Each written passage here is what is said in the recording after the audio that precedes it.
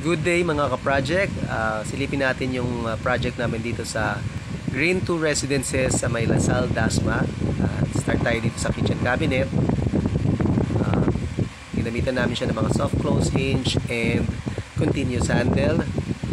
And diretso tayo sa closet cabinet. So locker type siya, parang locker yung style niya. May oval type na rod, then soft close hinge pa rin, and 4 drawers. Yan.